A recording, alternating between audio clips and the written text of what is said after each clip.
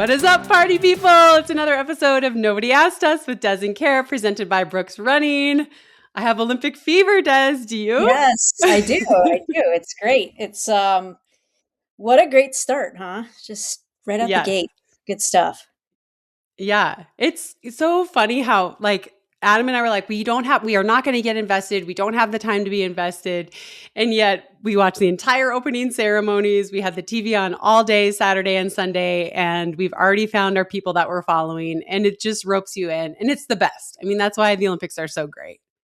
Oh, for sure. I mean, I think it's a reason to root for the country, feel like you're being pulled together for something good. Yep. And yeah, I don't know. I just feel like it's healing.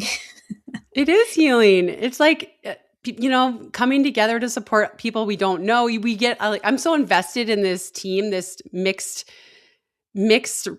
I don't even know what it's called. The curling team, these Corey and Corey from Duluth, Minnesota. I've never met either of them. My mother-in-law was like, do you know them? And I was like, no, I don't know everyone from Duluth.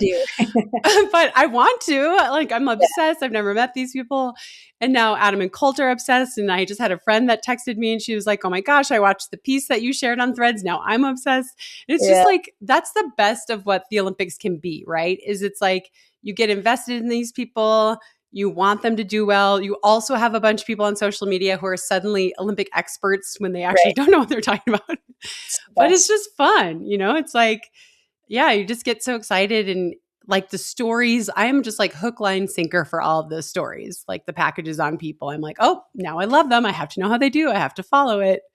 Yeah, awesome. I mean, I think the storytelling is so fun. And it's not like there's anything crazy unique. Like they're all good individuals, but like the fact that it's, work hard, be kind of anonymous for a long time, and then you have your moment, and then you do what you do at the moment. Like, even if that stays the same throughout them, it's just, I feel like those are so compelling because you just want to root for these people and become a fan, like you said. It's been fun to see the little snippets, and then you have superstars that you know everything about already, and people who are just getting their first shot at it, and it's just ropes you in. I'm always reminded watching the Winter Olympics. I'm like, I'm a wuss. Why is that? What makes you say that? Just because it's cold, or? No, because they're like flying down a luge track or going, 80 miles an hour. Breezy Johnson hit 80 miles an hour in her gold-winning run, or like whipping themselves up in the air and doing a bunch of flips and landing on skis or a snowboard, or you know what I mean? It's just like, or on skates. It's just, I'm like, I'm a wuss. It's such an extreme. I'm not made for Winter Olympic sport. Yeah. It's definitely the extreme. I guess cross country. Yes. Yeah. Like you have a few cross country. Skiing is not as scary. Obviously, curling probably not as scary, but the vast majority of events, I'm like, these people are wild. Yeah, and they're like the sheerest, thinnest clothes you could possibly imagine, but they're like throwing themselves through the air at crazy speeds. You're like, I think you need more on. You need more on to do that. There's been a fascinating story on the the safety measures they use now. I guess we can get into this later, but the Lindsey Vonn kind of like almost let's get into it thing that she wore. So that's cool. Like innovation. That's actually innovative. Yeah. Yes. Thank you. I read that about her, that when she crashed, there's like a little airbag vest essentially that goes off, which is like so cool. And also I was watching, I grew up loving figure skating, like loving it. And I was a figure skater for a little bit, but not for that long, just a few years. But like I used to watch it and you'd have to wait to the end to see the scoring. You just have your fingers crossed. And it's still like that because you have the artist part judging, but you get to see the technical stuff in real time now. And I'm like, that is innovation that's helpful, right? Like they have a little box and you're seeing what they're getting on each thing. And it makes you feel like you know what you're looking for. And it makes you feel like you know what you're watching, even though you don't. But it gives you an understanding of the sport and the technical sides of it. And you can start putting the numbers with the actions and not just assuming or guessing. And then at the end, you're like, wow, I was way off. I thought that was amazing. You're like, right. And then the commentary adds something, but it's still like, it was a surprise at the end. We're like, and the score is, unless they like fell on your face, right. You're pretty unaware of whether it was going great or horribly. Right. Yeah. It's like, that's innovation that's helpful, and it makes me think about running, like, how could we innovate in a way that helps people understand what's happening in a way like that, where you don't understand the sport in the nitty-gritty level. Like, I would never know what a certain jump is worth in figure skating, except for they tell me, and now I get to see what they scored on it in real time, So I don't know. It's just cool. I think. Yeah. Yeah, go I ahead. think it's an interesting thing. And like, we talk about all the time where you don't want to get too complex in the NBC broadcast because like you're just inviting new people in. But I do think if Right. you had splits with the leaders and people could see that, like, okay, this lap relative to this lap or this you just giving that comparison point would be interesting. And I don't know if splits would get too into the weeds, but I do think it could add Well, something. I definitely think I could add something. Like, we've Yeah. had these meetings, and like, so one year we were getting like the distance behind the leader. And then one year we were getting like their miles per hour. And I'm like, that is not helpful, And they're like trying to tell me like, no, it is. It's interesting for your average person. I'm like, no, I need the splits, because if I get the splits, I can tell a story, right? I can say like, they're actually slowing down now and regrouping, or someone just put in a surge. And so it is like this tug of war of like being in the nitty gritty and like knowing the sport so well, but also wanting to invite people in, but also not wanting to dumb it down so much that your hardcore fans are like, this is dumb. I never heard a single splitter. I never heard, you know what I mean? It's like this interesting battle. But yeah, we had that thing for a couple of years where it was like how far behind they were the leader. I'm like, it's 5 meters. Who cares? Right. I remember getting those stats, like calling races, and I'm like, this is frustrating. I don't even want to see that. Right. It does miles per hour or like plus. Yes, miles per hour. I'm like, guys, please no. Go down to your local track, get on your bicycle. Nobody wants to hear that. Nobody wants to hear that. No. Yeah, it definitely has gotten me thinking, though. I don't know. The Winter Olympics are just they're so interesting. And like, there's so much like fearlessness that goes into the athletes. And yeah, it's crazy. Yeah, I like watching the track stuff too. Like, they've had the 3,000, the 5,000 like speed skating on, and they I don't know, I was watching one last night. It was like head to head, so it's like two, like a one-on-one, but like, could you incorporate something like that into the Ultimate World Championships or something? You know what I mean? Like, let's have, yes, the fastest time wins, but it's head to head matchups, and like, you have to be aggressive. I don't know. I just think it'd be like, you could play around with some of the ideas that they're using there. Yeah, because that is interesting, right? About like speed skating is the gold and silver medalists don't go head to head. Right. Right? They just all race, and then it's the time. And so there aren't really tactics. I mean, there's tactics as far as like the 5,000 was on the other night, and we were like, that looks like hell. That sounds so hard to skate 5,000 meters. But it's like, there's tactics as far as like, oh, I want to be able to finish strong or this or that, or I can't go out too hard. But like, you have to skate as fast as you can, or you're out. There's no like, oh, there's going to be a cat and mouse game, and so I can sit back and wait. Now, you do see that in short track. Yeah. In the short track skating, right? Because they have like 4 or 5 people in a final, or 6 people, maybe even up to. And they like, that event hasn't started yet, but that event blows my mind. They're just like walking, and then all of a sudden someone goes, and they all go. And it's like crazy. But like the long form speed skating on the regular tracks, like there is no, oh, I'm going to sit and wait. It's like, you just got to go. It's like swimming, right? Like, yeah. If your head down, you're looking just your lane. You can maybe look across, but you're really just trying to go as hard as you can. Which, I mean, I guess it goes back to like, we are against time trialing in general, I think, but at the same time, everyone kind of wants to just time trial. Not in the championship races, but it would be interesting if like you had, I don't know, maybe like a BU indoor was just like, okay, let's just try this format. I'm sure no one would. It would be interesting. No, like, probably not. We can dream. Yeah. It's just cool to see how other sports are done, right? It's like so different than track and field and road running, and they're all great, obviously, but it's fun to just see just different sports, man.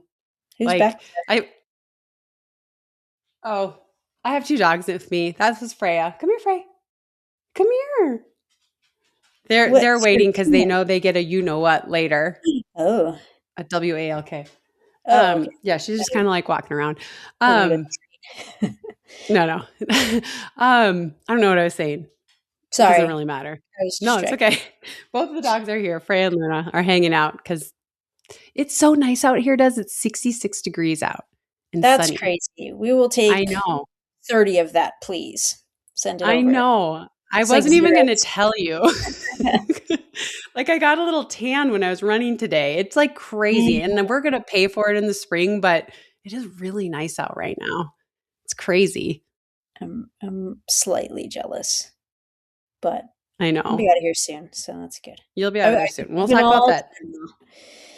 Okay, wait. Let's talk about two kind of interesting storylines from the Olympics. Yeah. Do you want to talk about Lindsey Vonn, or do you want to talk about the PP first? Let's talk about the PP first. Okay. Okay.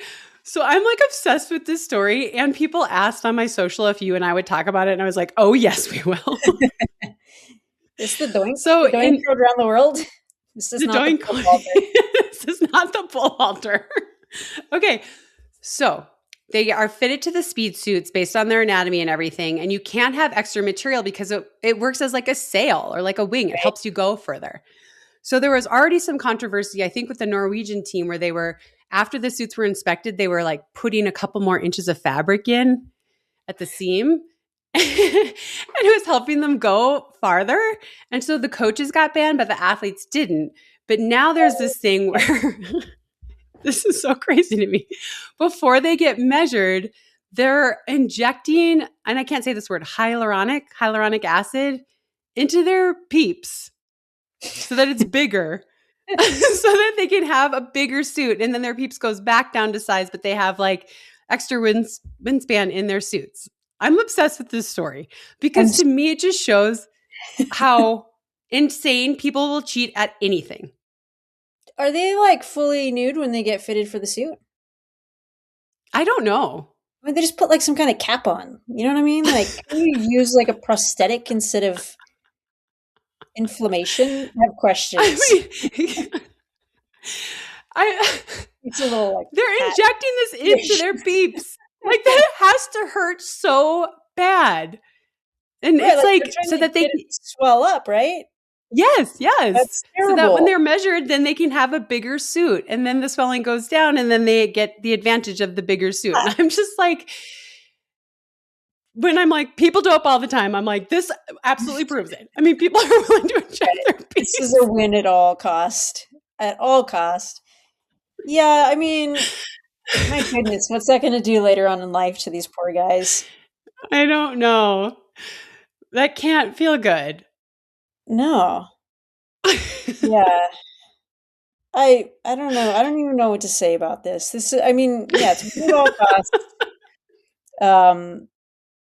Olympic glory. It's not like prize money. There can't be great prize money. There can't be enough prize money to warrant pain. So it really is like just glory, which also, when you talk about the pros, that's one thing. And I think there's just a crazy amount of cheating and doping and all that. But take that to the amateurs who it's like, why would they cheat? There's no prize money. They're not making the Olympics. And you're like, well, like there's just something about the glory.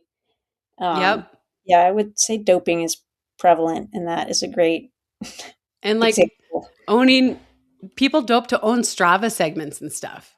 Like people are crazed. Yeah. Okay. Well, that I promised some people we would talk about it. I don't really know what there is to say about it, except for that it blew my mind. So many better areas. I mean, I don't know. Is it like best to have that extra flap like in the crotch? Is that because it helps them, like it catches the air, and then like, Colt said it was like feet that it helped you do better, but I read it was just inches, but like anything matters, you know? Colt was trying to tell me it can make you go like 9 feet further. And I was like, I don't think it's that much of a difference, but you guys can let me know that I'm wrong. But yeah, like you would think the armpit, but yeah, that has to be like fitted. Right. Couldn't you like make your butt cheeks bigger? That seems like it would be less. That would be like flapping. Maybe that wouldn't help you. But you're just trying to get like material, right? Like you're stretching the suit. So like your butt was bigger. Like maybe you could Yeah, but the wind is like under you. So you need it on this side, I think.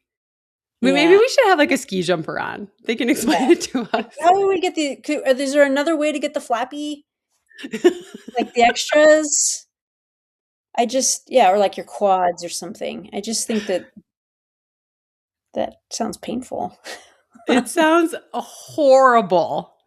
So, yeah. Okay. Well, I don't really know what else to say. We discussed it. Yeah. Okay. Okay. So the other thing is before I even saw anything online about it, Lindsey Vonn, we all know she crashed and tore her ACL all the way and had no ACL essentially and was like, I'm still going to race. And before I saw any discussion online, you texted me and you were like, oh, where are all the she should give up her spot people? And like they came out of the woodwork. Like, we're here. We're right here. So it was maddening watching this whole discourse. And then she decides to ski. She skis the day before. She gets 2 runs. On her second run, she has the 3rd fastest run of the day. So like she's in medal contention, right? And then I was telling you earlier that I told Adam like, oh, she was holding back. Like she's gonna be all out tomorrow. Like she's gonna like crush this. She's gonna win. And I was like, or she's probably gonna crash. And then I feel like I jinxed her. But also I just think that's her personality, right? So she did. Yeah. She went out super aggressive, lost a little bit of control. Her pole went through the gate, horrible crash. Her leg is broken. But then all these people came out of the woodwork again, like, see, and someone else could have gotten experience and this and that. And well, I want to hear your thoughts. I mean, I think you already know where I stand on this, but I will say she certainly wasn't there to get 10th or, like Right. finish or have a fun time. Mm-hmm. She was there to win or crash. Like that's what it was going to be. And I think that we all Yeah. like you just know that from her career and how she always raced and she's had a crazy amount of injuries because of that, but she's also had a crazy amount of success. So, I mean, I don't think it was surprising at all. I don't think the ACL had anything to do with it. I think her mentality had everything to do with it. It was like you saw her come out the gates and it was like there's no hesitation and there's no second place. It's all or nothing. That's just how it looked, like it's super explosive, aggressive. And yeah, sometimes you get it and sometimes you don't. Like, I don't think that had anything to do with her injury. And as far as experience, I mean, her situation was a little different. My understanding is they're not really an alternate situation available. So it was like she's the Right. one and she's going to do it. And she qualified, which I support all of that. And honestly, I mean, what's her ranking right now in the World Cup or the I think she was international? 6th. She's one of the best in the world. So it's not like she's Right. taking like if you don't want her competing and representing the US, you have to take her off the throne. You got to make Right. her lose her standing in that top 6, top 10, whatever it is. She is one of the best in the world. So she deserves it more than anybody else who is not better than her, unfortunately. Right. The best way to take that Right. spot is to beat her, is my 2 cents. Yeah. I have another question for you, but I totally agree with you. Like people saying she's taking a spot. No, that's her spot. And it's her choice if she's going to use it or not. She already earned the spot. She's not taking anything from anyone, right? So then another argument that I saw going around was that this was a bad precedent, especially for girls, to watch and learn how to ignore your body and push through pain to a point where it could be detrimental to your long-term health. Do you have any thoughts on that? I feel like, and this is going to be, I'm sure, controversial because isn't everything, but I don't think elite sports should ever define health and wellness. Like, there's nothing healthy about being at that tip of the spear. There's nothing normal or applicable to like a lot of normal, regular people. Like what you do at this tip of the spear, and that's like just clean sport, but really fine, like tuned and dialed in. And then there's a whole nother, let me poke a needle into my penis so that I can fly. Like, this is not stuff that, you know what I mean? Like, this isn't stuff that you look to as an example for how to live healthily, right? And I Right. think you have to separate that from like what is an example to everyday athletes. And so Yeah. I don't know, I guess I just would look at it and be like, okay, this is like very rare air. She's doing something that most people just can't do. And so you shouldn't try to mimic that or emulate that or any of that. It's just like be impressed by it, be in awe of it. And if you find yourself getting towards that level, then you have to kind of reconcile the difference between the two. But for most people, it's like you're never going to have to deal with those problems. I don't know. Maybe that's going around, or maybe I'm too aggressive about it. But it just seems like they're very different. Like pro sports are not healthy, in my opinion. Yeah, I think you've talked about that on the pod before. Like to win at the highest level, like you have to make choices and you are like so training your body in a way that probably isn't healthy, right? Like, and the miles you're putting in, all this stuff, whatever it is, I think you've made that point before. And I think you make it again. Like this isn't a youth sport, right? This is like the tip, like the absolute tip of the iceberg, the highest you can be. And I think what bothers me about it is if like she gets to decide. She's not saying I'm doing it because I'm a badass. She's like, I think I can do it. And that's her choice. It's her body. It's her choice. It's her career. And there was the snowboarder, the 17-year-old from Vail. I can't come up with his name right now, but he got fourth. And then afterward, he said he broke his arm and had surgery 10 days ago.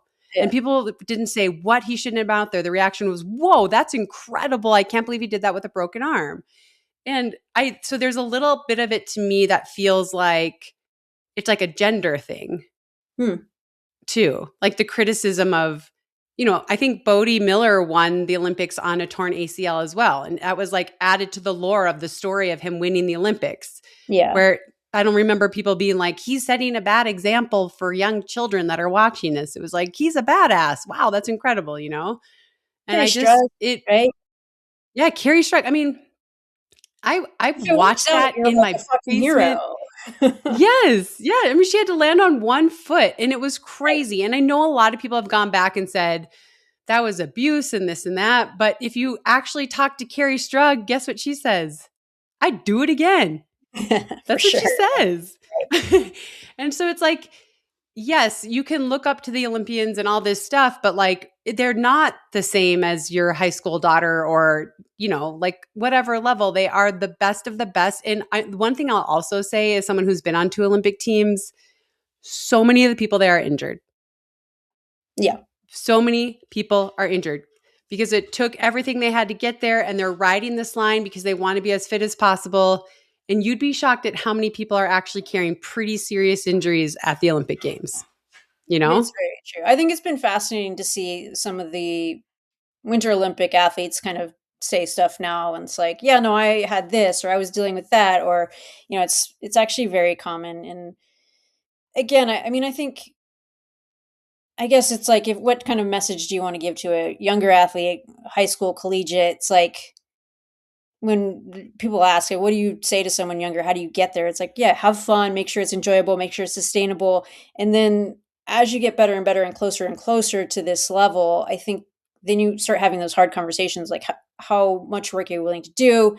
How much sacrifice, air quotes, are you willing to make? And those things start becoming like real topics. I think prior to, making a team or, even the trials, it's like, make sure it's sustainable and fun and don't abuse your body for this. Cause it's, you want to be able to, particularly with running, it's like, you can do this for your whole life. And like the health and wellness and mental health component of it, it's like so great to risk it all for maybe, I don't know. And I guess I wouldn't want to tell someone what they should or shouldn't risk, but I think it's a real conversation as you get close. But for most people, it's like, just enjoy the sport.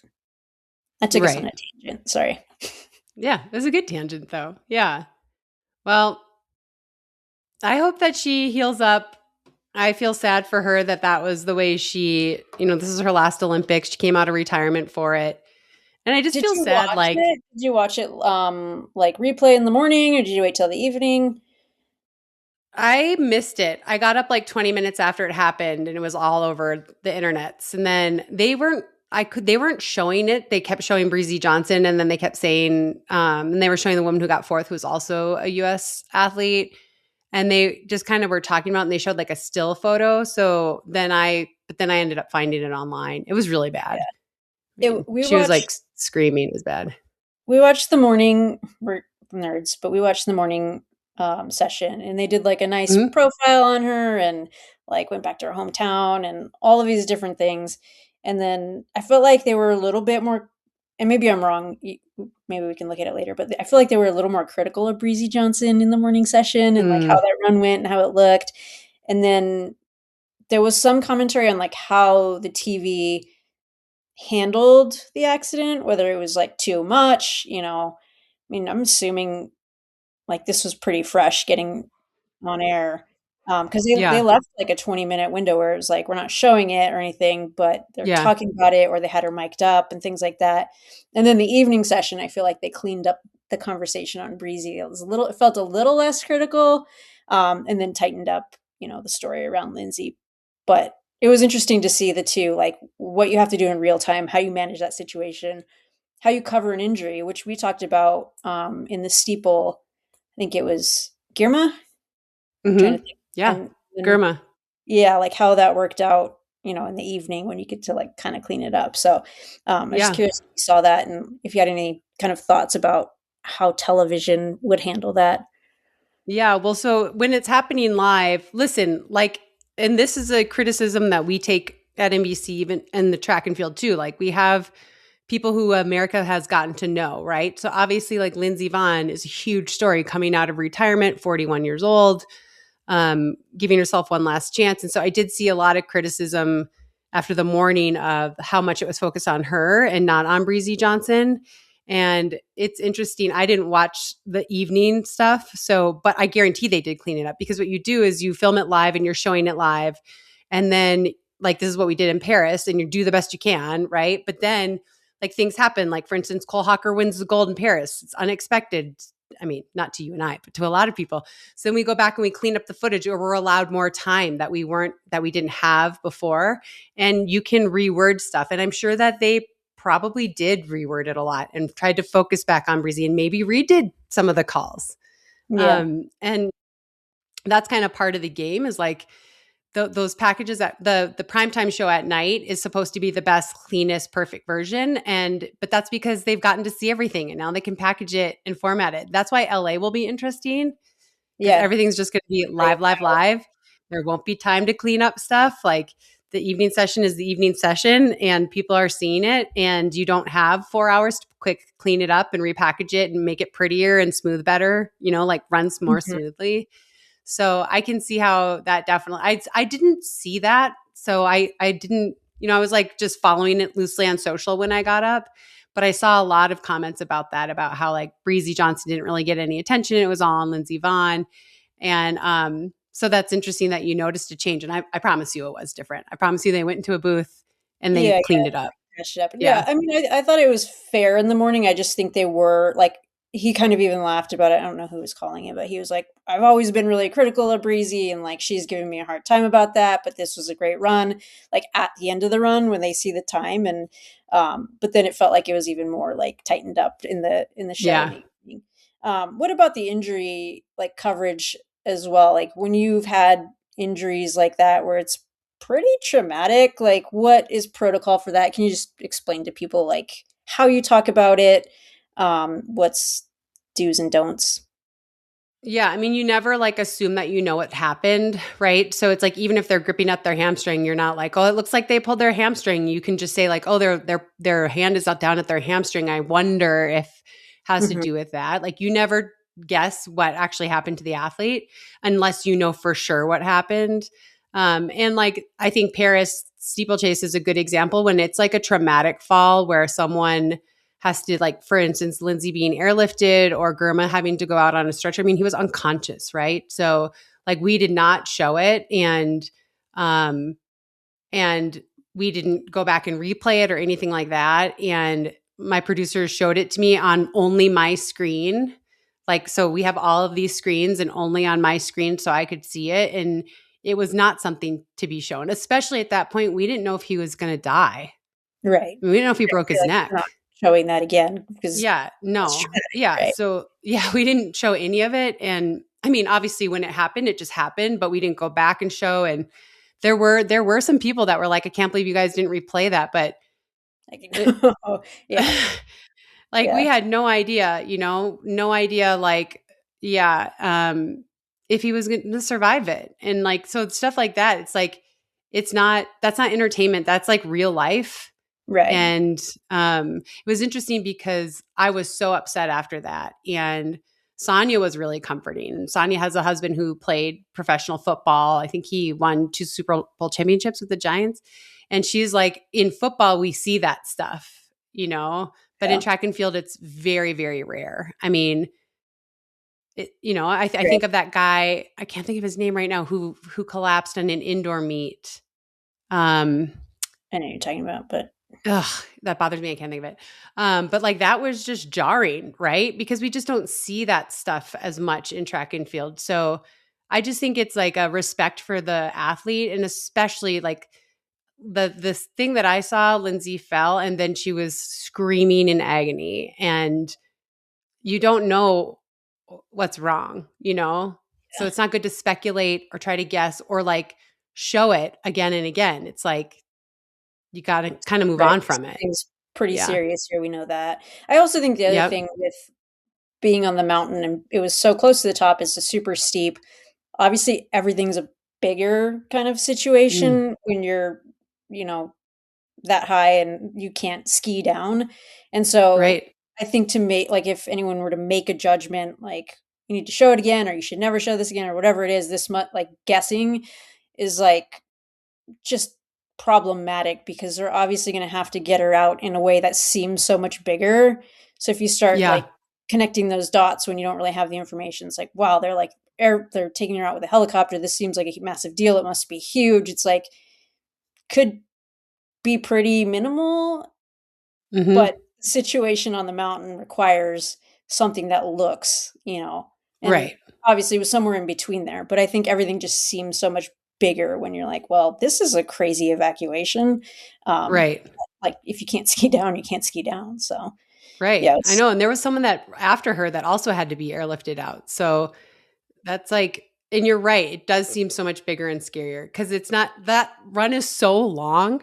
It's not like they can just walk over and grab her, I'll just limp down like on a sheet. That's not going to work. Yeah. Well, I hope she gets better soon. And it's just been interesting following the praise and the criticism of Lindsey Vonn. But I guess I would put a bow on this with, that's one day of her really long career, like one run of a really long career. And I don't think it takes away anything from, I hate the word legacy because like whatever. But from her career, was incredible, has been incredible. And like, even the coming out of retirement to try and go one more time has been fascinating to watch. And she's just icon in the sport. So it was cool to get to see her go one more season. Yeah, I agree. I really love watching her and Jessie Diggins in cross country because they're gonna like leave it all out there. Like Jessie Diggins crosses the line and she's like comatose, right? Because she just never holds an ounce back. And that's what Lindsey Vonn's like in a very different sport, but same way. Like it's all going to be left out there. And I just respect that so much. Like there's just no holding back. They're just completely in the moment. And that makes me respect them because it's so hard to do that. It is so hard to not let anything else filter, but just be here right now. And so I just really respect her and Jessie, like for the same reason, basically. They just go for it. Yeah. Impressive, especially after having that success too. It's like, no, I'm going to do the same thing again. Really cool to watch. Before all of that was the opening ceremony. Where'd you watch it from? What'd you think? What'd you think of the fits? Favorite moments? I don't know why Canada's getting so much hate for their puffy coats. Like, I kind of like them when they have like the big maple leaf on the front. They're getting like dumped on social media, but I don't know. I think they're kind of fun. I love the opening ceremonies. My favorite thing is the torch being lit. That was like, I have very vivid memories of watching that. Obviously, nothing will ever top 92 Barcelona with the arrow, but I live for that. That is like, it makes me feel like how I did when I was a kid, which is just like anything's possible. It's so beautiful, everyone coming together. So we are early go-to-bedders here. So we watched a lot together, the three of us, and then we went up to our room, and we were all kind of getting ready for bed and watching because they still hadn't lit the torch yet.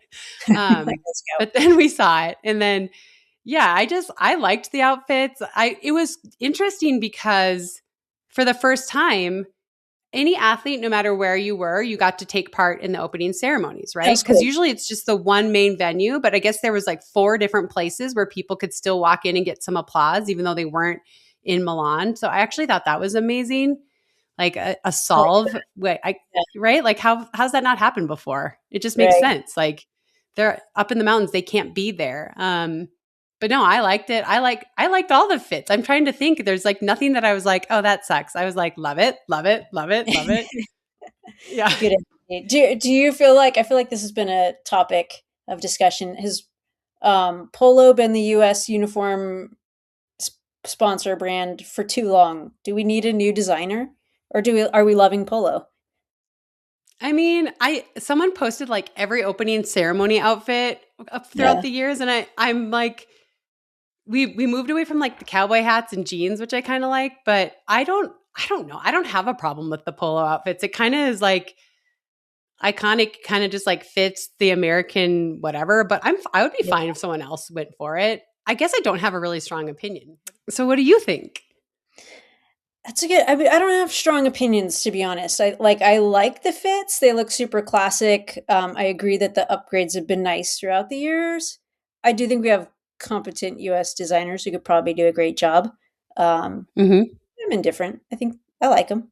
I was impressed. Yeah. I thought they looked good. Is there any piece you would get? You're like, oh, I'd rock that. I mean, I was loving their white jackets. I was like, give me one of those. Like, I don't know where I would ever wear that with like the toggle button, but I was like, I mean, I could go to Minnesota and just wear it. Yeah. It makes you feel like, I do like seeing all the red, white, and blue because, and like, it's so patriotic. Like, that's what I wanted when I was a kid. Like, I remember I went to train at the Olympic Training Center and I bought this American flag jacket. Like, I dreamed of earning a kit for so many years. And I bought this jacket and I loved it. But then I ended up barely ever wearing it because I was like, I want to earn this. Earn it. Yeah. And then my mom was like, we spent so much money on that fucking jacket. Why are you wearing that jacket? You know? But I was like, oh, I feel like an imposter a little bit. So like when I see all the uniforms, it brings me back to like the first time I made a team and I got my kit, or like the first time I got to walk in the opening ceremonies. And it's just, I love seeing all the red, white, and blue and all the classicness to it. And like, yeah, you can kind of, it changes and it gets better, but it's like always still kind of that like, you know, polo classic look. But I'm not opposed to like a mix up or like, you know, shake it up at all. It's just, I don't really have a strong opinion. I just like seeing the patriotism across all of the countries and like their outfits. Like no one missed, like they were all great.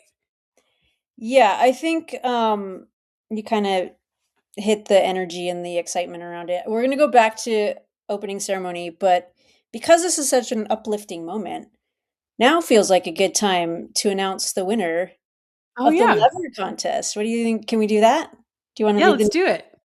Yes, Stephanie McCann. I hope I'm saying your name right. Congratulations, you are a lever winner. They're going to be emailing you. You'll probably get it before this comes out. But you entered and you won a free lever. So that's awesome. And thank you to everyone that entered. Like that's great. And sorry that you didn't all win. But you can still use our code. Nobody asked us, to get a pretty significant discount. And perhaps more contests ahead. So stay tuned for that. Keep listening and you may have a shot to win.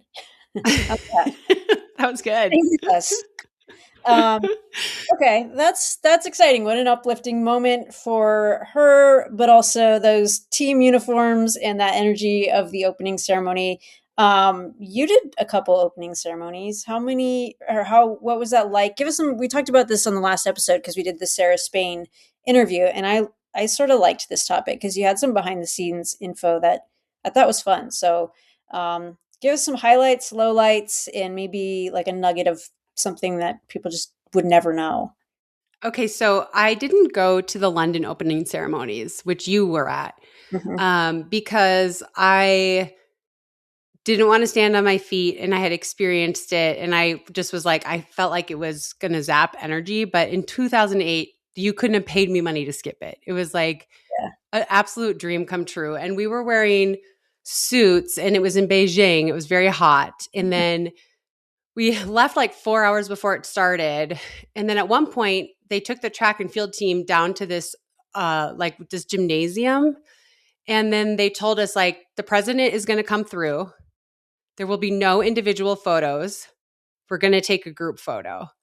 And I kid you not, George Bush walks in and comes straight over to me and he's like, you must be a marathoner.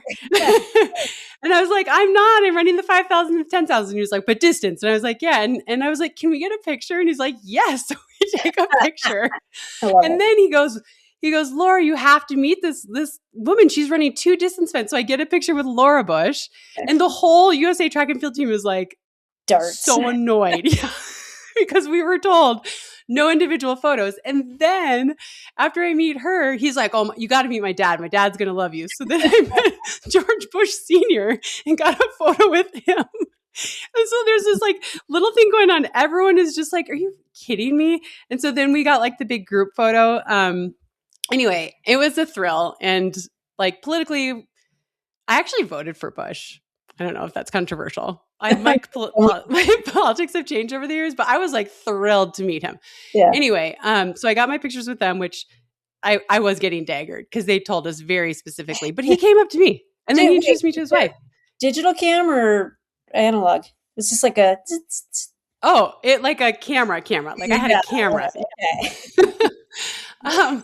And then after that, they brought in the men's basketball team to meet the president. And so then they were hanging out for a while. So I got my picture with a bunch of them, which was actually really funny because we're all the best at our sport.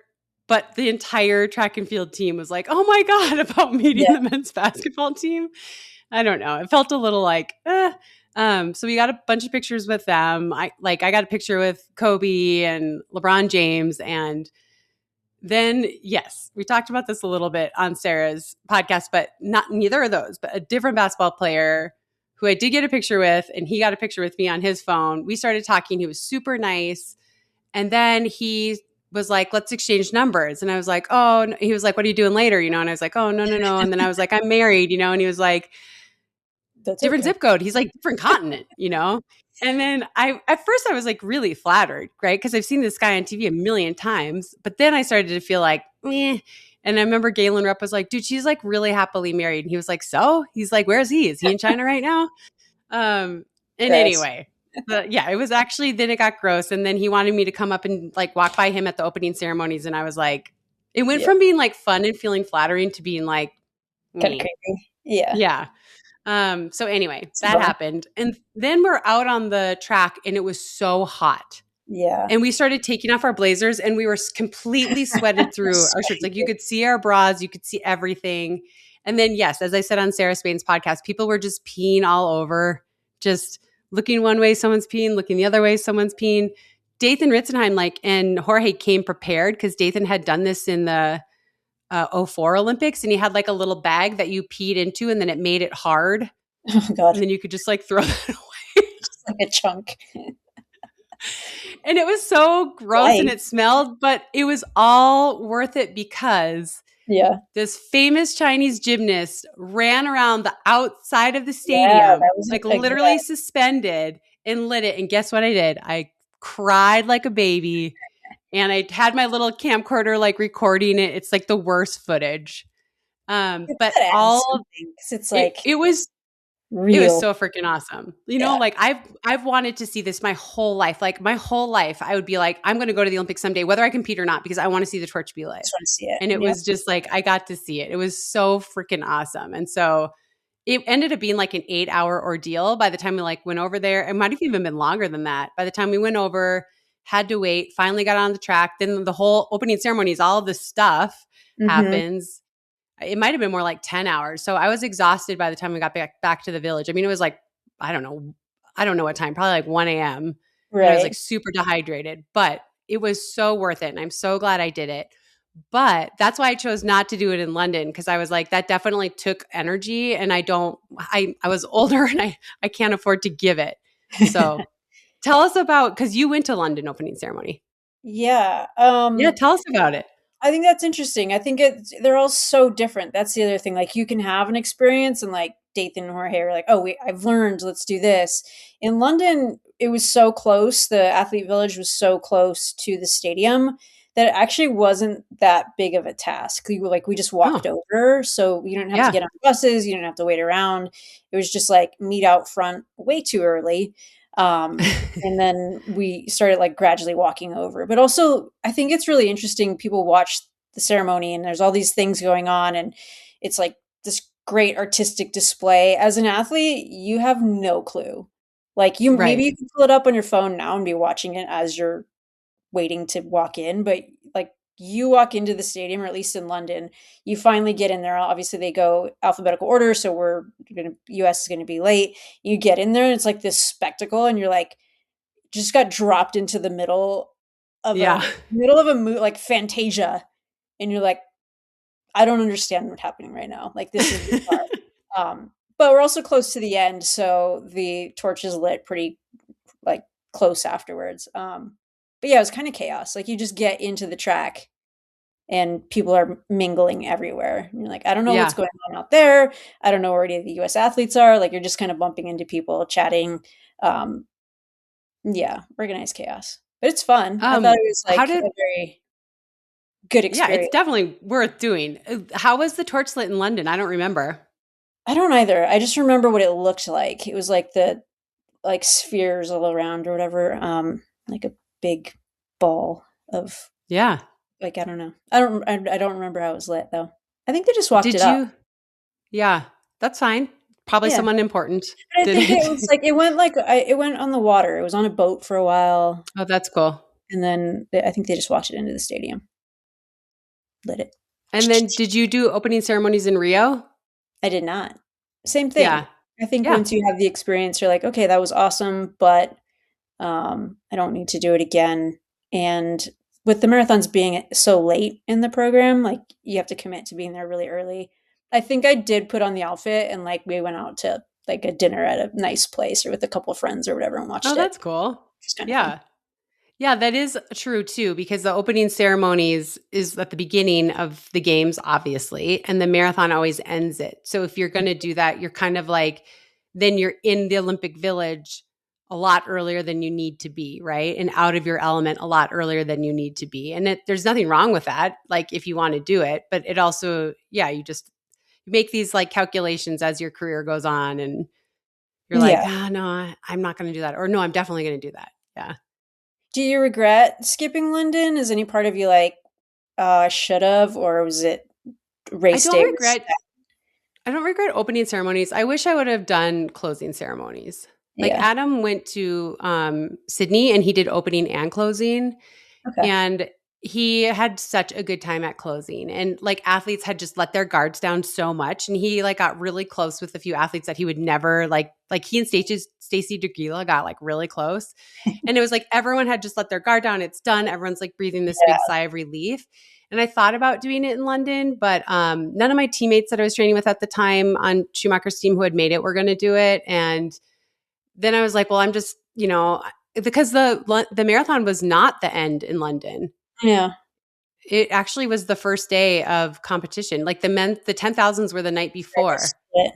Yeah. And so I was kind of like, then I'm like making my family stick around, and that's like, it's not like this heavy regret that weighs on my heart, but I'm like, I should have just like done my little thing with my family and then come back and done the closing ceremonies. Yeah. I should have just done it. Yeah. I think I did closing in Rio, and it was fun, but people are done. And if you're obviously an individual sport, I was like, I don't really know that many people. Right. I don't Right, feel like right. being extroverted. So everyone's just like sitting and Right. dancing. It's super loud. And I was like, okay, like I'm going to walk up and sit with people I know. Yeah. So it's fun, but it's Yeah. Well, not that necessary. I get it because I didn't want to go because my teammates weren't going, you Yeah. know? Adam is, believe it or not, way more extroverted than I am. He's like, sure, I'll go do that. That sounds like fun. Yeah. Yeah. I have a question for you. Okay. So I'm watching the opening ceremonies and I remember this about Paris too, like so much culture of Paris. Like they were Mhm. going on the boats, they were passing all these iconic landmarks in Paris. And then with the Italian opening ceremony, it was just like all this culture of Italy, like even like from designers to music to all of this stuff to comedy Yeah. to opera. Like I was thinking, what is the US going to do? Snoop. He's going to lean heavily on Snoop Dogg. I'm like, wait, our culture is so like, is it just going to be all Hollywood stuff?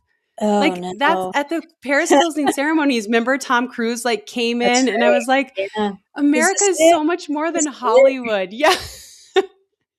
So I just was having all these thoughts of like, what are we going to do? Our history is so short compared to all these other countries. Yeah. And yeah, it just made me start thinking like, what are we going to lean into? I mean, It's probably going to be, well, I won't say probably, hopefully kind of melting pot, right? Like that yeah, I hope so should be too. it. And hopefully it's not, Yeah, this is an LA games. It's like, this right. is the US. The US. Yeah. Not that there's anything wrong with LA, but That's that fine. doesn't represent the entire US, you know? Right. I mean, sure, Yeah. obviously they'll have a part in it with Tom Yeah. Cruise, I'm sure. But hopefully it's not like that. It's like feels so specific to this one town. Right. I know. I was like thinking of all the dancing and the music. I'm like, what will they do? I mean, it'll be exciting, but I was just like, we don't have like this rich cultured history like some of these other countries and like these iconic, like Yeah. I'm just thinking about Paris and they're going past the Louvre and Monuments, they're, right? Yeah. yeah, they're showing the Notre Dame, all this cool stuff, you know? And I'm like, what do we have? I mean, Like yeah, about I the don't know. missions. The Hollywood Walk of Fame. Like, I don't know. It'll be interesting. Did you have to make a mission in high school? A Do you mission? like the missions, the California No, missions? Like, I mean, no. it's like Catholicism, or I think. But like the missions, they set up and they try to convert, and they're in California. Must be a Did you? southern. Yeah, you pick one and then you build it, and maybe it's in Oh, elementary school. I think that sounds more appropriate. oh no, I've never heard of that. Yeah, What did you do? I don't remember which mission I built, but you have to like you construct it. That's cool. Yeah. Little Little Des. history, little Southern California history. Learn about the missions. Anywho, I digress. Okay, so just a quick question because Barack Obama did not come to meet everybody at the opening ceremony. So did you go to the White House to see the president after the London Games?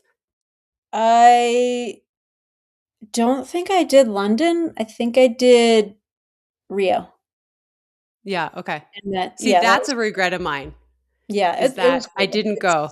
And I was like, kind of wanted to go. I definitely wanted to go. I wanted to like get my quick pick with Barack Obama. And I really wanted to go, but like I was like very tired and Colt was still really young. And I this is one thing I very Yeah. much so regret is I said, I'll do it after Rio. He'll still be president because like Yeah, it was an election year, but he was like crushing it.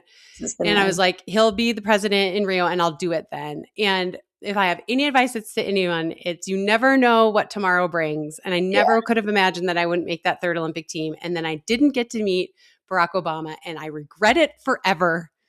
And yeah, I definitely regret Yeah. that. Double dip too, because it was a Biden Obama. Yeah. Yeah.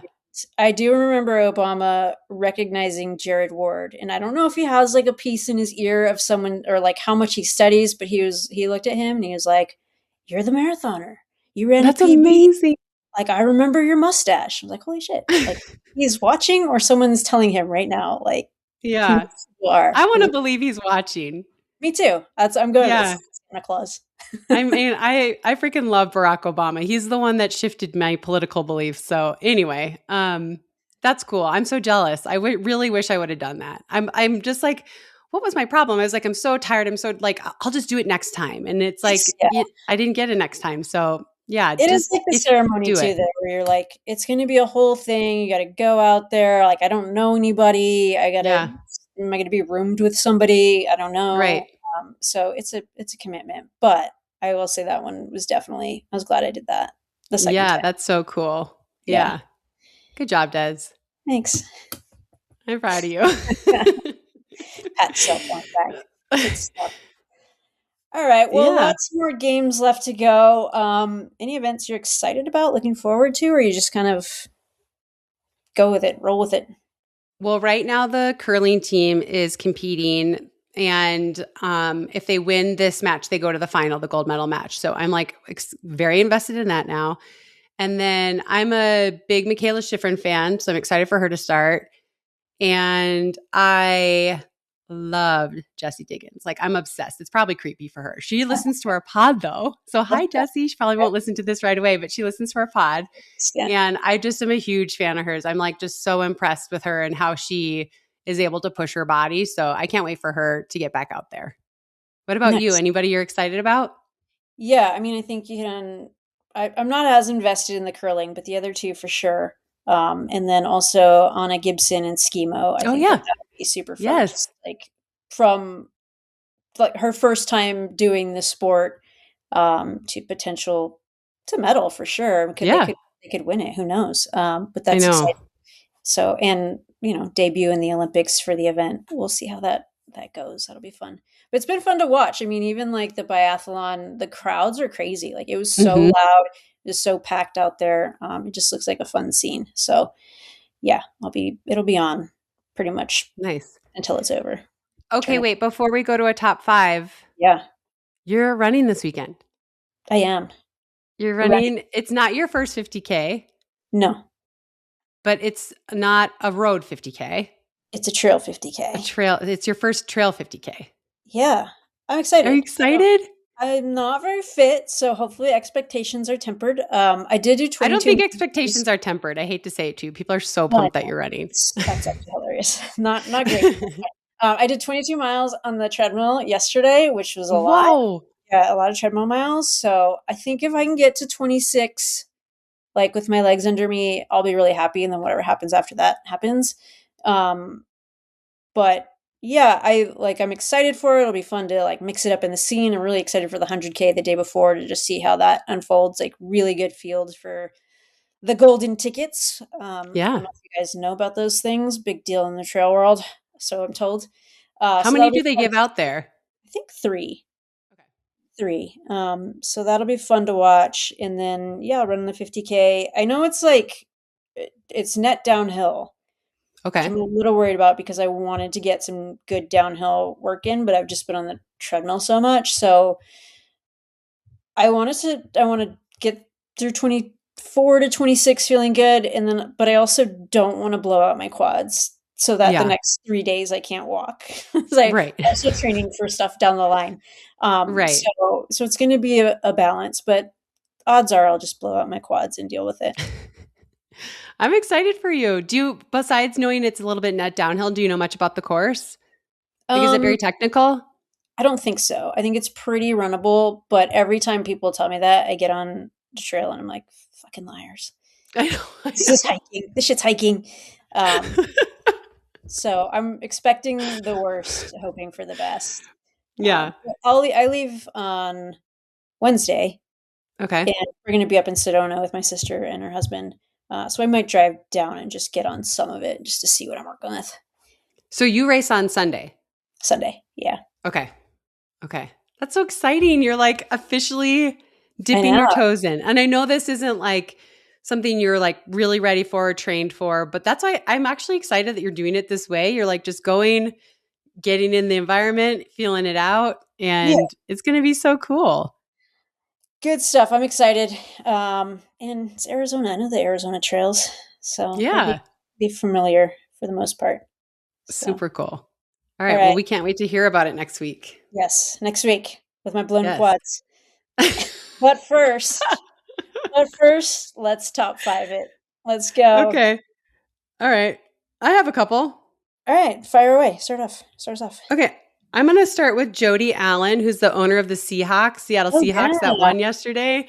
And I don't think I've ever seen a woman lifting that championship trophy in my lifetime. So good for her. It was awesome. I was cheering for the Seahawks because our friend Trevor loves the Seahawks. And then I was at a Super Bowl function where everyone was cheering for the Seahawks, but she made it easy to cheer for them.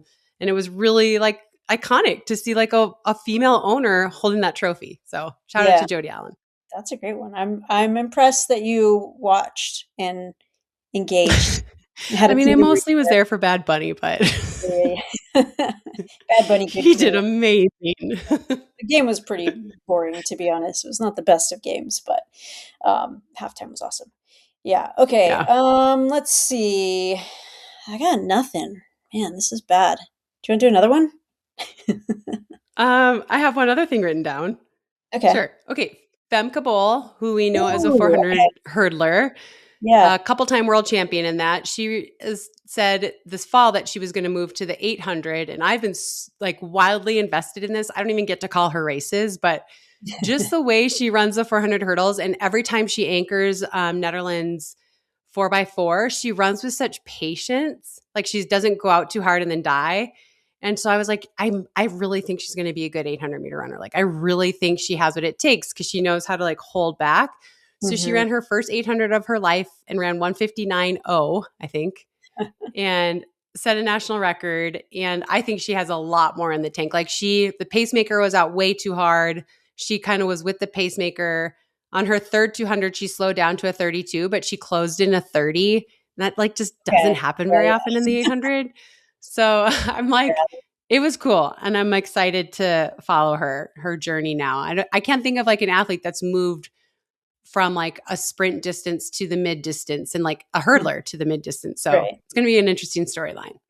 Yeah. I feel like that hurdling component adds like another layer because it's 400, but fatigue, right? You know, there's something else to it. So I think that'll be fun to watch. Like, I hope she doesn't end up being like an amazing 605 meter runner. I know.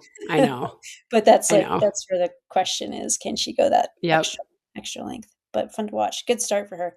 All right, I'm going to go back into something we just talked about, but Anna Gibson, just an incredible Brooks athlete with a ton of range. She competed at the 1500 meters Olympic trials on the track, which is crazy that those fields are so good. Getting into the meet in that event is hard.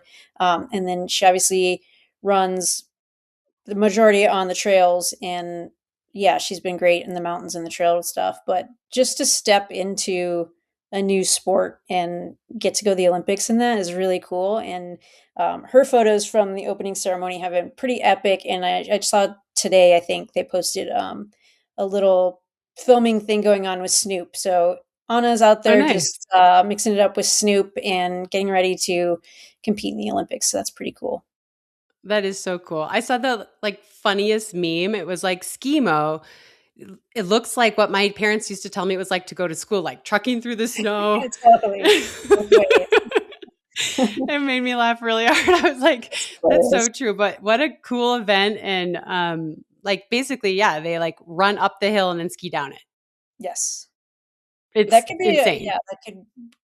You could jump into that now. Yeah, probably not. Your fresh feels. Yeah, well, good. Yeah, Anna Gibson, look for her. Okay, I'm going to shout out these people one more time, and I wrote their names down so I pronounce them correctly. Corey Dropkin and Corey TC from Duluth, Minnesota. They are not a couple, but they're partners, and NBC did the coolest little package on them. They were at the Duluth Curling Club, and they were at the Pickwick restaurant where I go every summer, and it was just awesome. It gave me all the feels, and I just it's been so fun watching Duluth represented like that. So good job, Corey, and I hope you guys go all the way. Legit. I love it.